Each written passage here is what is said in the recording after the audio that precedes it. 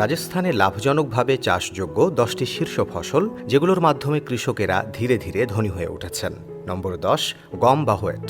গম রাজস্থানের একটি প্রধান রবি ফসল। শীতকালে চাষ করা হয় এবং এটি প্রধানত জয়পুর, কোট এবং ভরতপুর জেলায় জন্মায়। ঠান্ডা আবহাওয়া এবং সেচের সুবিধা প্রয়োজন, যা এই অঞ্চলে পাওয়া যায়। গমের রুটি প্রতিদিনের খাদ্যের অংশ এবং এটি খাদ্য নিরাপত্তায় গুরুত্বপূর্ণ অবদান রাখে। নম্বর 9, যব বা বার্লি।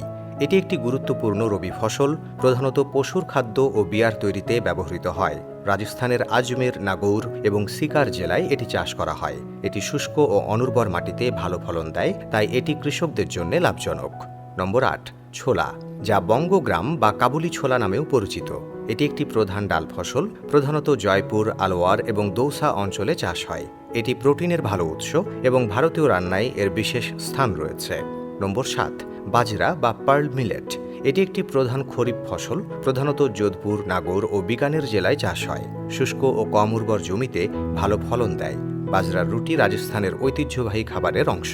নম্বর 6, গার বা ক্লাস্টার বিন। এটি একটি গুরুত্বপূর্ণ নগদ ফসল। যোধপুর, বিকানের এবং জয়সলমের অঞ্চলে এটি চাষ হয়। গার থেকে গার গম তৈরি হয়, যা খাদ্য, তেল, ড্রিলিং ও টেক্সটাইল শিল্পে ব্যবহৃত হয়। ভারত গার গমের প্রধান রপ্তানিকারক এবং রাজস্থান এর উৎপাদনে অগ্রণী। নম্বর 5, সরিষা বা মাস্টার্ড।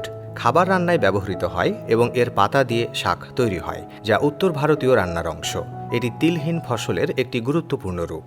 নম্বর 4, চীনাবাদাম বা মুগফলি। এটি পিনাট নামেও পরিচিত। এটি একটি খরিফ তেলবীজ ফসল, প্রধানত জয়পুর, দৌসা এবং টোঁক জেলায় জন্মায়। এটি থেকে তেল তৈরি হয় এবং বীজগুলি খাবার হিসেবে খাওয়া যায়। এটি মাটির উর্বরতা বাড়ায়, কারণ এটি নাইট্রোজেন ধরে রাখে। নম্বর 3, তুলা অর্থাৎ কটন।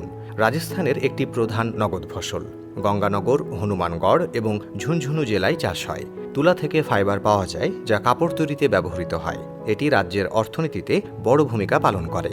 নম্বর 2, আখ। কোট, বুন্দি ও সাওয়াই মাধোপুর জেলায় চাষ হয় এর। আখ থেকে চিনি, গুড় তৈরি হয়। এটি কৃষকদের ভালো আয় দেয় এবং কৃষি নির্ভর শিল্পগুলিকেও সমর্থন করে। নম্বর 1, ধান।